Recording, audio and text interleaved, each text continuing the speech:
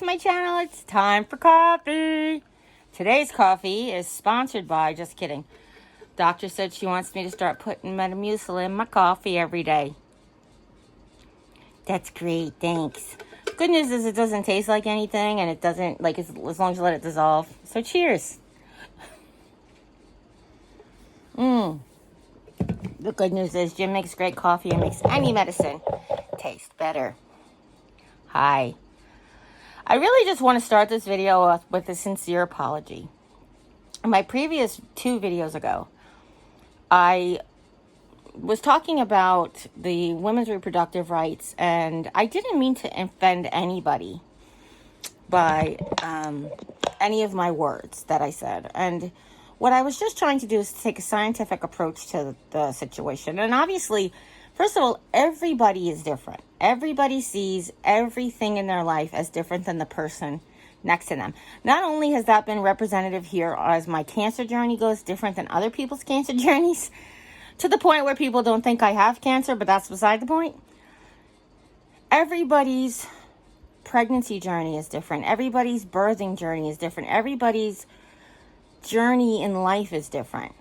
You know, some people were really offended that I said a early term pregnancy is just like a parasite, and a parasite just is, I meant that that's an organism that cannot live without another organism. That's really all I meant to say. I wasn't saying like the negative tone that a parasite has gotten where it actually destroys the host or any of those things. It's really just that like that embryos and zygotes and embryos and early fetuses cannot sustain life outside the human body. Now, that being said, obviously, I never meant to offend anybody who had babies or who had miscarriages, who had stillbirths, any of those things. Anybody who could get pregnant or couldn't get pregnant. I don't want to be blasé about that either. However, when we're talking about everybody's rights, the way you feel about your body and your journey should not dictate how someone else feels about their body and their journey. Do you understand? Like, to some people, it's abortions are murder, and to some people, it's like a procedure, like getting a tooth pulled. And I'm not trying to belittle anybody's aggravations, or aggravation isn't the right word. I'm sorry. Anybody's, oh gosh, agony. I'm sorry. Words escaped me for a second. I don't want to minimize anybody's agony of making that choice for themselves. But I just want to make it clear that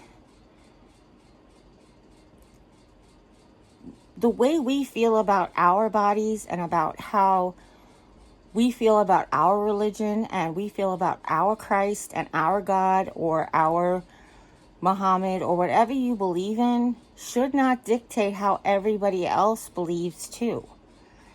I have had many discussions with my mother-in-law about this is a Christian nation, and in all, it's not. And as a matter of fact, it was founded on the opposite, so that, freedom of religion and freedom from religion it's basically what was all about, like part of what was all about, actually,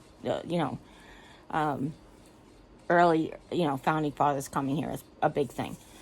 Anyway, we're not going to get into politics. We're not going to get into that. I just really want to apologize to anybody who I may have offended with my words. Look at my face. Sincerest apologies. I did not mean anything like to hurt your feelings. I just really want to say that everybody's journey is different. And please don't let how your journey goes affect other people's journeys. So I come on here to share my cancer journey. I don't go to other cancer patients' websites and say, well, you are wrong because that's not what my cancer journey looks like, and you must do something wrong because I don't do that. It's just ridiculous to think that, because every single one of us has our own experience. My Aunt Mary taught me that a long time ago, because we grew up in a house with a lot of people, and as we adulted, as we all formed into adults, we all had very different memories of the same times, and the same situations growing up. And Aunt Mary said everybody has to have their own experience, and everybody has their own experience. And it's so true. You know, it's kind of a why we have 12 people on a jury, because not everybody hears the same things and not everybody focuses on the same details. And obviously, one of the reasons, I should say, not the only reason we have 12, but everybody comes there with their own experience. And that's why we say a journey of, a jury of our peers, is that you try to pick people with similar backgrounds, with similar, maybe similar age groups, maybe a similar demographic. And you want to try to do that so that you have fair and unbiased people listening to and deciding your fate in whatever the court system jury is. I mentioned before, I sat on a civil case once, and I sat on a criminal case once, and both were very unique experiences, and I was with very different people in both times. So it was just kind of such an amazing learning experience. I really did enjoy, and I always hoped that I would be as impartial on a jury, listen to the facts, the details, and then work it out for myself.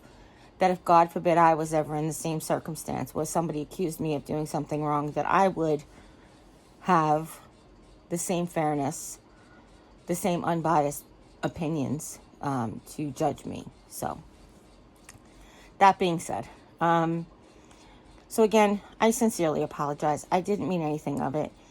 And yes, people brought up religion, and my religion is very important to me, or my Christianity is very important to me. I don't really have a religion, but I was raised Roman Catholic, as you guys know, and I got married in a non-denominational Christian church, and it's since been, the last times I was at church was at a non-denominational Christian church. But to me, my relationship with the Lord is my relationship with the Lord. I do share it in my community here on TikTok. Oh my goodness, I almost just said that. I do try to share some of it here on YouTube, how my faith has helped me through some tough times. But it's not a place where you come for that sort of thing. But I also believe very differently than many Christians in the United States of America today. Many Christians, I didn't say all Christians, so it's okay. But I believe very, very different. I was not raised in a church that had fearing God as a lesson. I grew up in a time where it was just off of the time of the season of love, like Woodstock, and the season of peace, like post-Vietnam, our part of Vietnam. It's just, I just grew up with very different experiences than others, and I listen to people talk about what they think that Christ represents, and I didn't learn that. And I'll ask them, where did you learn that in? Like, what chapter, verse, that type of thing. Because I don't question them like they're crazy, like they're wrong, and I'm right.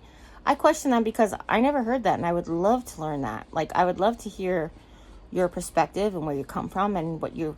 Like, I didn't know that for example, I didn't realize that the King James Version of the Bible was so different than the Bible that I was raised on.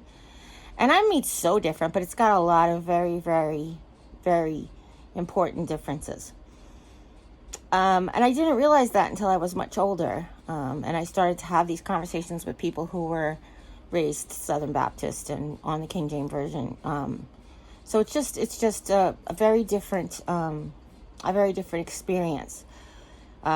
It's the same word, it's just worded different. I know that sounds like a contradiction, but it just is.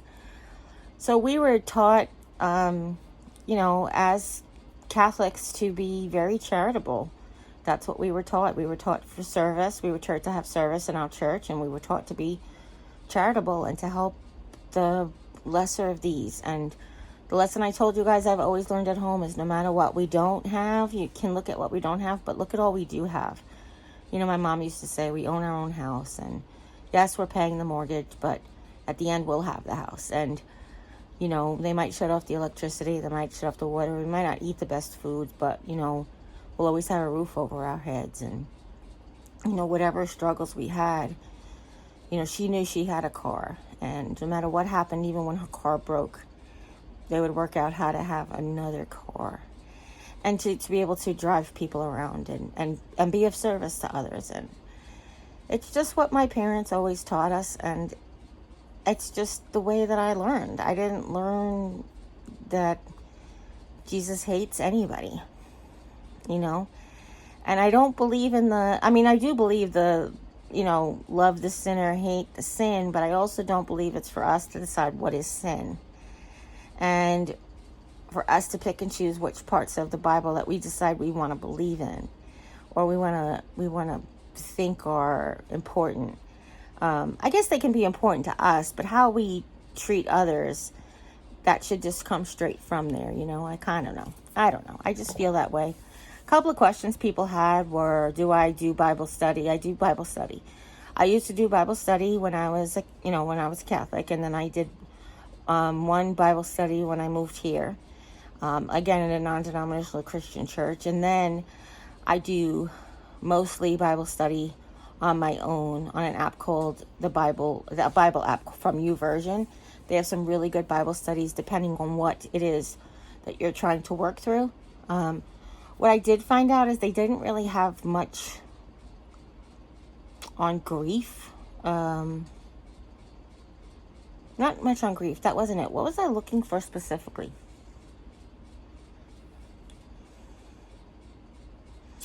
I think it was the loss of a sibling. I can't exactly remember specifically what it was, but you can actually put in some suggestions of different things that you might want to think that they could study up on. But I don't remember exactly what it was at the time when my brother passed away, exactly what I was looking for. But I do my Bible study there. You can share it in your community or social media community, like I've done Bible studies with Mary Fry and with Jim, my friend from church. Or you can track others' Bible studies. Like if somebody does one that's a really good one, they might share it and be like, this is a really good one. And you'll be like, James Henson just finished this Bible study. And or you could just do them privately and just be one with you and whatever you're learning. And I've done a lot since I've been here. There's been a lot of things I've been working on, and I find it very, very helpful. The other thing that was a question was, which version of the Bible do I read? I have been reading the New International Version pretty much since I met my husband.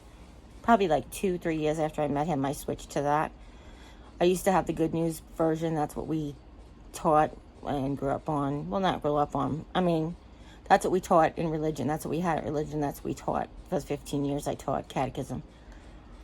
And now Mary introduced me to the English Standard Version, which actually kind of really breaks it down. It's like an everyday person sort of language, which really makes it a lot easier too, which I'm very grateful for her for too. But yeah, I have always struggled with reading, so the Bible app is really good because it reads it to you and I can read along.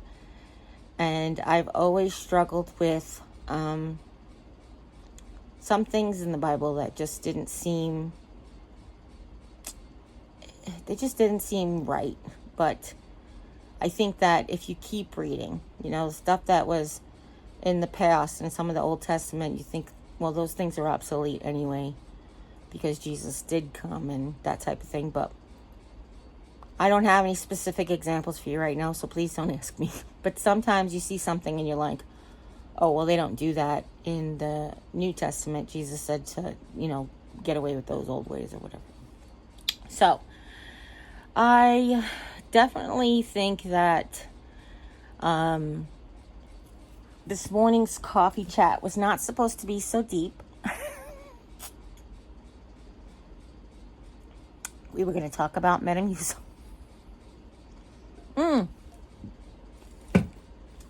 I'm sorry, not Metamucil, Miralax. I actually had Metamucil. I was taking daily fiber every day, and then it was too citricy acidy from my mouth. So I switched to Benefiber, because that is clear. I'm not doing the Benefiber with the Miralax, though. Excuse me. My nose is itchy.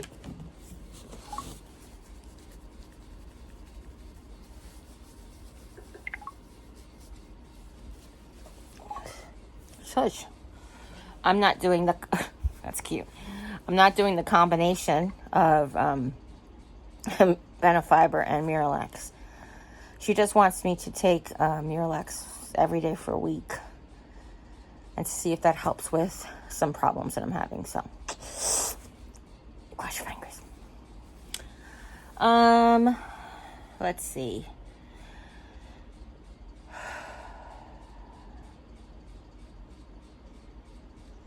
I'm vlogging during the day now because my bestie's headed home. Actually, by the time you're seeing this, she's home already. So, I would really like to thank her again for coming by. It just...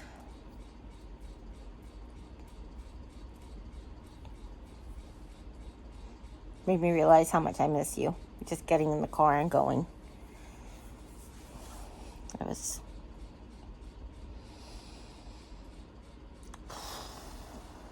Anyhow. Not gonna cry. I got some Harry Potter stickers from my vest, from my brace the next time. Why did I call it a vest? Next time you see me sitting up, I'll make sure I show them off to you, because right now it's sitting in the chair. I had it on a long time yesterday. I went out and I sat with my friend when she was getting her road trip meal preps, and then I ate my dinner out there, which was just leftovers, but it was good. And I sat and we talked to Mom a little bit. It was nice, but because I had it on for so long those previous days, I just was exhausted. I'm just exhausted. I know it's been a great week. I wouldn't change one day of it, but I am just so viscerally tired. And rightfully so. I mean, my body does need to rest after all of the things that I did, but I also didn't want to stop doing them while that was happening. So I was just pushing through. The good news about it is the physical therapy exercises, because I'm doing them more, they're becoming a lot easier to do. I am not quite able to do all the reps in one session for all of the exercises. The bug swatter, the sexy bug swatter, which is with the bent knee and the arm up and the leg up at the same time. And definitely the bowl. Oh, the bowl to the knees. That's rough. Rough. But, hey, you know what? If I can get 10 out of them, I would get 10 out. You know what I mean? I'll do what I can do. But, today is a blessed Sunday. Jim is taking it easy. He's doing laundry. He went to do a small grocery pickup. We just needed a few essentials to get us through the week. He has some meal planning he wanted to do, so he wanted to make sure we got a few things. And he also ran to Price Chopper because this week I convinced him about sales shopping. You know, prices of meats are getting very expensive, and I said, I shopped around and I looked at all those circulars, and I said, pork chops are cheaper at Price Chopper than a loin of pork is at Walmart that I can cut myself. So he went and got those, and I just did that. And I'm like, if you can go to here one day, here the next day, and then here the next day, we can get all the inexpensive meats and try to stock the freezer a little bit before too long. So he asked me if maybe I'd come out and help him clean the refrigerator today, and I was like, maybe we can just rest today, and tomorrow I can whatever, see how I'm feeling, but whatever you want me to do. Because, like I said yesterday, not only did I wear the brace, and then we made the bed, I cleaned the floor. I love my new Swiffer short handle. It's like an amazing situation. I'm not crazy about the Dollar Tree Swiffer head, because the part where you're supposed to poke in, it's very, very tight. I almost want to take a heat gun to it just to soften them up. But the fact that it's Velcro on the bottom does help because it sticks to the wipe. And it's kind of good in a way because then you use more of the wipe. I don't know. But I got my hair cut yesterday, and then I was able to clean up the whole floor with that. I moved all the hair around and then unstuck it from the Velcro and then took the grabber and just grabbed up the whole wipe with all my hair in it. And Lisa's like, you did good. You only left a little bit. And I was like, yeah, but I'm going to get changed first because there's probably hair in my clothes. Turns out there wasn't really any hair in my clothes, which was pretty awesome. She did pretty good about getting most of it in the garbage or on the floor. So once I got changed, then I went ahead and I cleaned up the rest, which just took 2 wipes. And, you know, because I don't have a broom with a dustpan in here. So I do want a broom with a dustpan, but that's a story for another time. I was actually thinking that I can make a short broom and dustpan and it would work because I could keep them in the craft room and then I can actually clean up under the table while I'm sitting at the table, which I'm thinking I might want to do. I asked Jim if we can go in there today, or actually it was yesterday. I said, can we go in there tomorrow? And he's like, I think I just wanted to hang out and do laundry. I was like, okay. I said, how about money? He's like, yeah, probably not. I was like, why not? He's like, I don't think I'm going in there. I was like, oh no, what did you do? He's so cute. He's so cute. Sorry, I'm wearing pants and because I guess I'm not used to wearing pants and my waistband is like itchy. So, yeah, I think that things are going really well. I'm sad that my friend's gone home and I wasn't able to go with her. But I'm grateful that she got to come see me. But that's it for now. Okay? I love you guys. I do. And if nobody's told you that you're loved, you can always come by and hear how much I love you. Okay? And as always, you guys take care. God bless. And we'll see you next time. Bye.